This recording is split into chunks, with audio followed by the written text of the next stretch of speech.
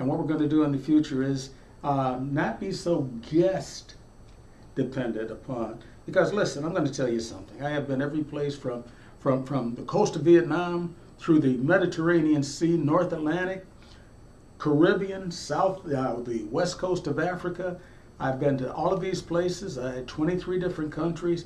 I've lived almost every place around the country. I've been virtually to, 45 of the 50 states. I haven't been to Hawaii. I just never wanted to go there. But I have had so many different experiences. It's time for people to know and understand why Ken Hamilton thinks the way that he thinks. And what he's able to do is a matter of thinking, because the only thing that you need to do is to change your position in life is to change your mind. So now what we're going to ask is that some of the things I'm going to say some folks aren't going to like, and that's fine with me. But please feel free to ask questions and to comment on Facebook. Also, what we really want you to do is to listen to the other fine shows that we have here on NAS 716 Studio. On Monday, it's Clearing the Mist with me, Ken Hamilton. Tuesday, Vibing with Vicki Weideman. Why do I say Weideman? Vicki Weidman, because I'm speaking phonetically. Faith Matters with Dr. Nasser Khan on Wednesdays and Thursdays. Mind Your Business with Naz himself, who's producing this show and making a great deal of compromises in order to, to bring these programs to you. So listen, what we're going to be talking about today is your Niagara Falls. Your Niagara Falls. And so now, here's what we have. One of the worst things that we are good at in the city of Niagara Falls is knowing and understanding our history. Why things happen, how they happen, and as a result, we tend to go back to the past for the halcyonic days and not understand why they're no longer with us. And then we do the same mistakes over and over and over and over again. One of the things is, and I'm going to ask anybody out there listening, everyone out there listening, what kind of Niagara Falls do you want? And this is for people that live in the city and for people who don't live in the city. The idea of what Niagara Falls is. And I'm going to tell you some stories. I have some anecdotes. One day, when I retired, I had, my relatives thought I had a whole lot more time to do things for them. And so one of the things that I did, and it was like a real pleasure for me, is that I spent a lot of time with my aunt, who was my mother's sister. As some of you know, my mom died when I was 7 years old. She was 29. And so without a mom, a lot of the ways that I am is the result of that. But nonetheless, I spent a lot of time with my mother's sister because she is the one who could fill me in more on what my mother was like, how I would have been had she lived, et cetera, et cetera. And so I used to take her to the doctor and take her out to dinner and things like that. Well, here's what happens. One day, we got into a discussion in the car about, was Niagara Falls a manufacturing town or was it a tourist town? And I want you to chime in because we're going to revisit this. We're going to come back to this sometime in the future.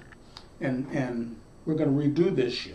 And I want your comments on what you think we should be and why. Don't just say it, but why. And then defend your argument for being such. I'm going to tell you something. Let me go back to my aunt. So we're in the car together, and I told her that Niagara Falls was never a tourist city.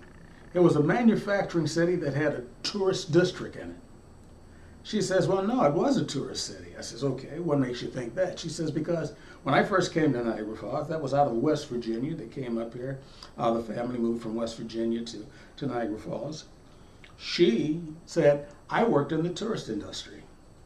I says, I didn't know that. That was 1949. I wasn't born until some years after that. I says, what did you do? She says, I worked in a bed and breakfast. I says, a bed and breakfast?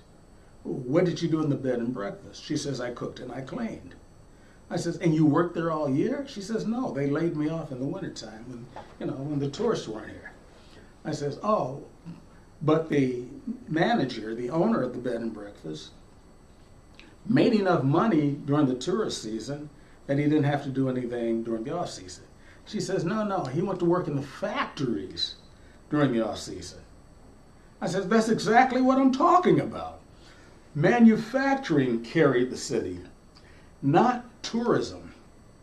And so when I really began to look at what a tourist town is, it is impossible for Niagara Falls to be a tourist town as such because of the manufacturing infrastructure that we have in this town already. We have railroads go all over the city except for through LaSalle. Well, one does go near LaSalle, but by the airport and through the north end. We have an abundance of not just falling water, that to look at, but water that goes through conduits that go out to the to the hydroelectric plant. And it was the second largest hydroelectric plant in the world when it was first built. It replaced the one that had fallen, the one that had been sponsoring all of these industries, the electrochemical industry foremost, to make us the kind of city that we were and made us grow. The average, and not only was that water falling, the water is cooling. It is cold water that flows through the Niagara River. You don't see a bunch of people going down there to swim just because to get away from the heat. That water is extremely cold and is good for manufacturing.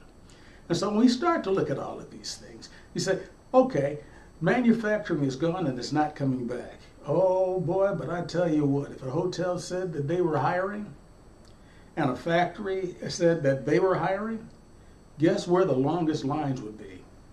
And so when we really start to look at that, what is it that we want to be? So my aunt was convinced, and I'm going to tell you something. I was at the Rotary Club with Mayor Rustino when he was talking about the Centennial Project that he wants to do. And he himself admitted that much of what's going to be needed to support the city of Niagara Falls during the off season is that the people, the citizens that already live here, begin to do things in the downtown area as it was in the past. And we really, really, really, really have to do that. So now, what are our industrial assets? Because, well, I'm going to tell you one other story. I used to work at Harrison Radiator out in Lockport. And because I had traveled over 25% of the globe, I got to know a lot of different types of people. And as I was driving down Route 31, I saw a fellow walking down with a backpack that was, oh God, almost as tall as he was. So, and he was European. And so, understanding that a lot of people just hitchhike across America from Europe, I knew that if he was going down 31, which is Lockport Street area, Saunders Settlement Road, etc., that he was heading to Niagara Falls. At that point, I lived on 3rd Street and Buffalo Avenue, 3 blocks from the waterfall. And it was a great place to live. I mean, they're building the new buildings there now. They tore down the old apartment buildings. But it made me, and this is when I was younger and thinner and stronger and more athletic and all of those other things, that I would get up every morning that I was not working, and I'd start at the apartment building, and then I'd run 2 laps around Goat Island and come back. And just down the street, every time I woke up, I was hungry because the windows were open, and you can smell the early morning ovens at Nabisco making shredded wheat and Triscuits and things like that. It was a great place to live. And so now I'm bringing this guy, and now I'm coming from manufacturing. Remember, I'm coming from Harrison Radiator, where they made radiators and air conditioners, not just for General Motors cars, but contracted out. We even did some Chrysler when I was there, Chrysler manufacturing. And so now what we look at is that this guy, I knew he was going to the waterfall. That's where he wanted to go. The waterfall was 3 blocks from my house, my apartment rather. And so I pulled over and I gave him a ride.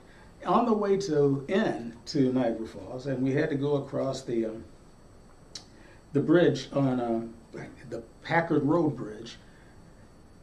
We were crossing the bridge when I was really telling him about the last details about the city of Niagara Falls. And he was very interested in what I was saying. And when we crested that bridge, and you can see the factories here, and there was a factory there before the scrap company moved in. You saw all of the smoke coming from the paper mills. You saw what was happening down on Buffalo Avenue. And if you look farther over to your right, you can see the Highland Avenue, Hyde Park, College Avenue, industrial district. All of the jobs, the electrical towers and everything were right in front of us. And I said to him, this is Niagara Falls. His eyes became like saucers. His jaw dropped to his chest. And he said to me, he says, you know something? He says, I don't believe this. This is incredible. Everything I ever thought about Niagara Falls was that it was just a waterfall, a hotel, and a boardwalk. But what he saw was industry, because that was the #1 way that we were making a living for the people of the city of Niagara Falls and for the surrounding areas. There were 45,000 manufacturing jobs here in the city. 45,000. You know what that means? That today, virtually every man, woman, and child, there's about 45,000 citizens in the city. Every one of us could have had a job. Can we do that in tourism?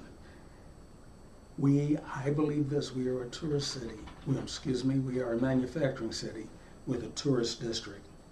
And that we had, as a government, better begin to focus on one or on another of these things, or find a group of people who will and make good recommendations.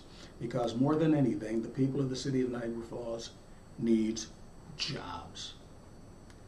And these jobs are not making up beds and mopping floors and things like this. You know, it's not necessarily casino jobs.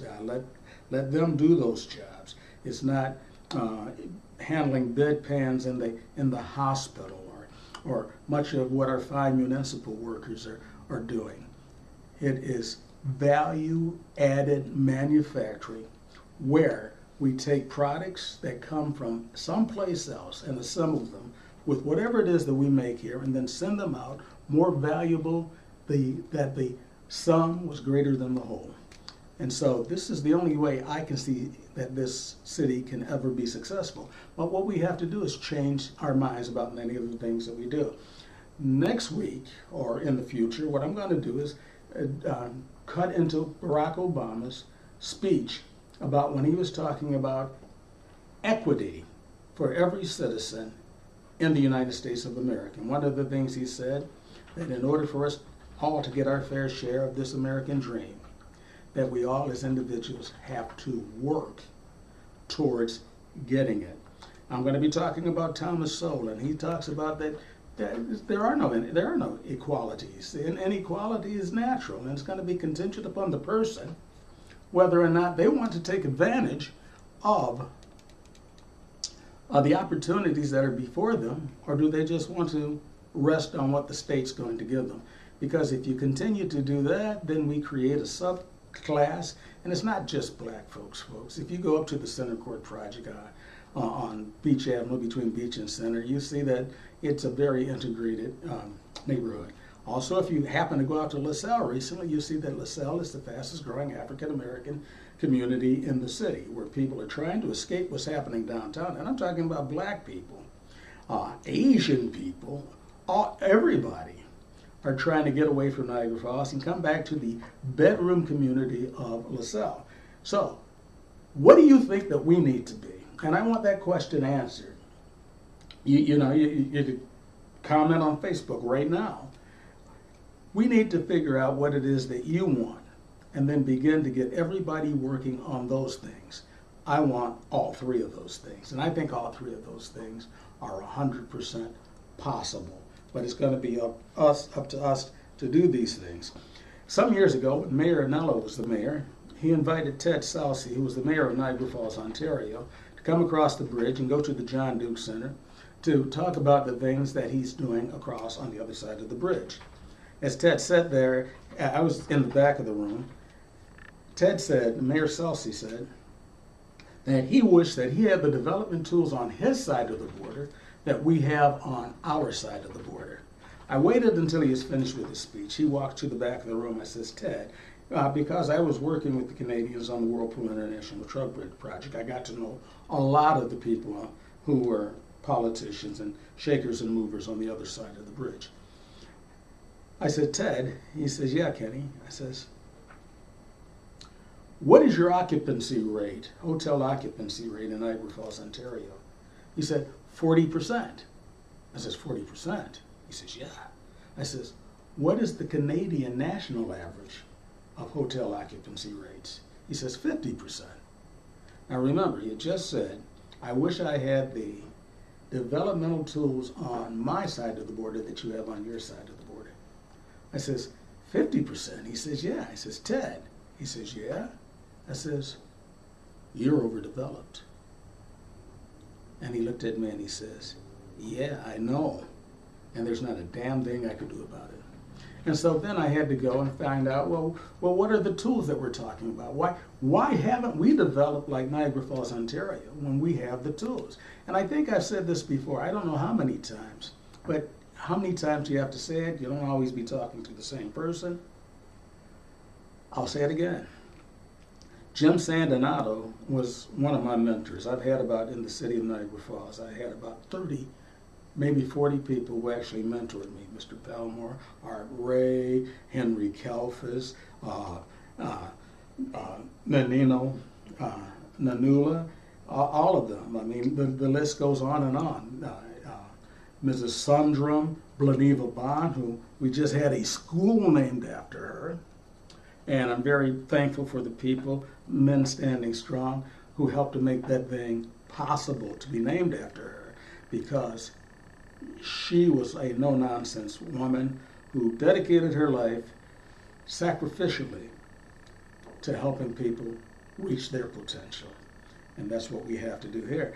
But what we have to do is to, I was talking to the Ted Celsi, and so after he had told me about wishing he had the tools, which was not true. You know, they have a better system over there. They don't need tools. Obviously, they don't need tools. Look across there. Whatever they're doing is working. As a matter of fact, it's working too good.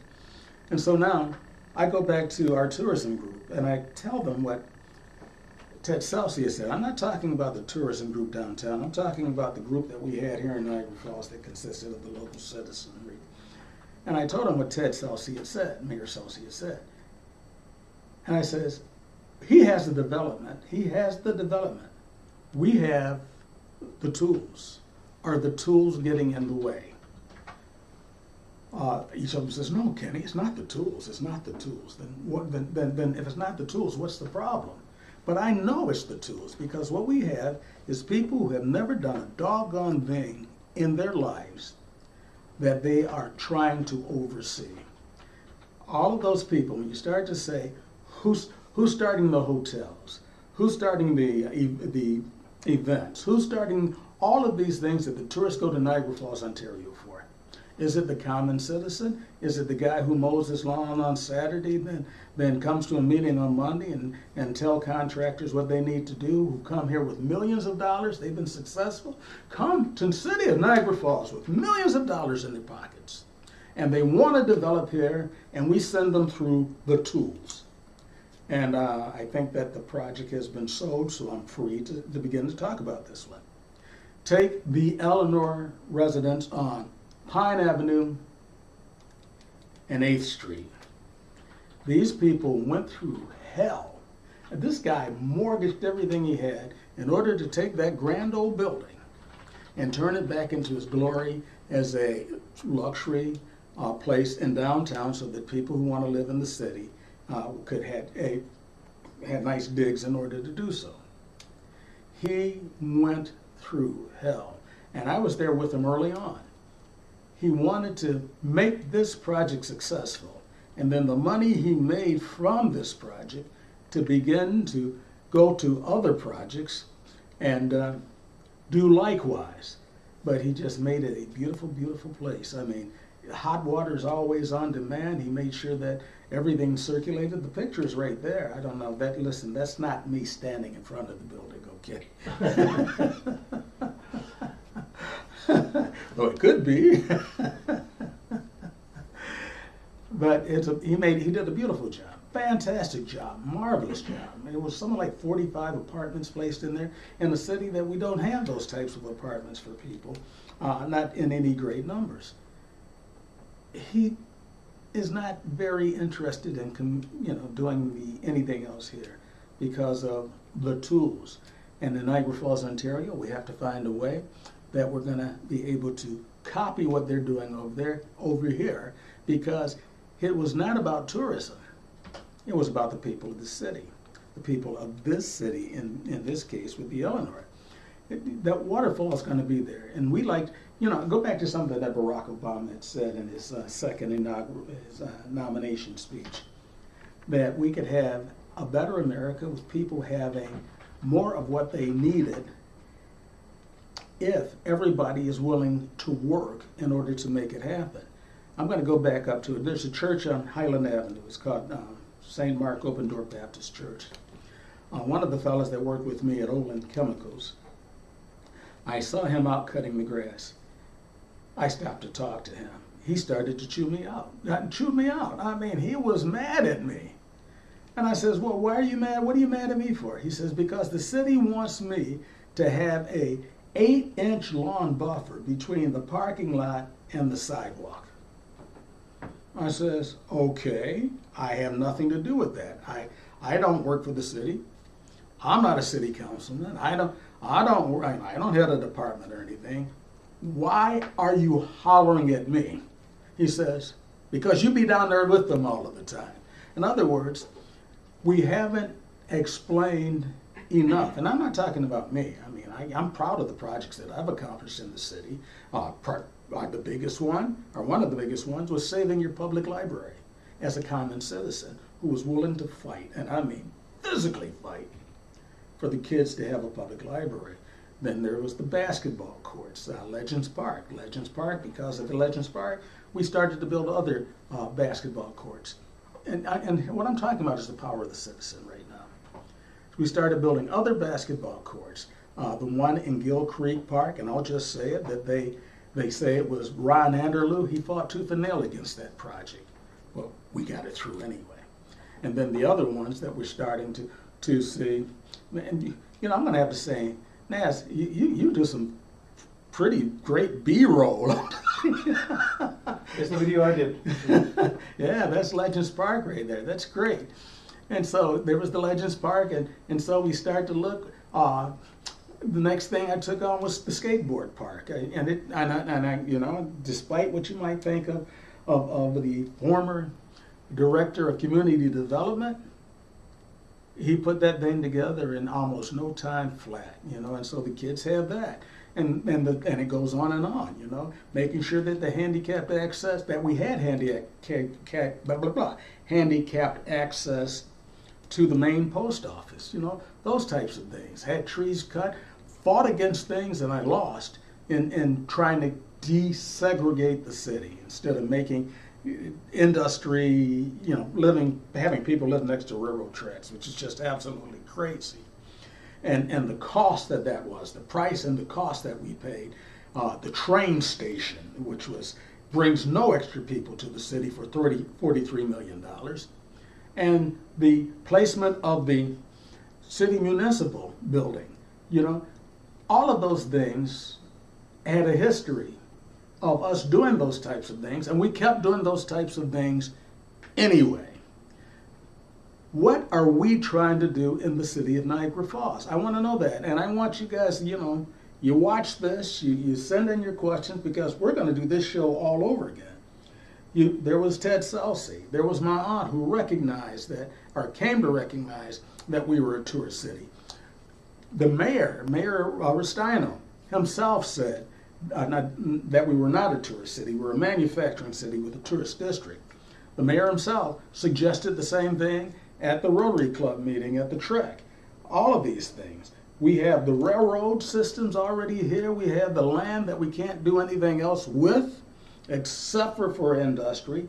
We have a world right now in which we're trying to bring things back from China so that Americans can have jobs, so that New Yorkers can have jobs, so that Niagara County people can have jobs, so that Niagara Falls people can have jobs.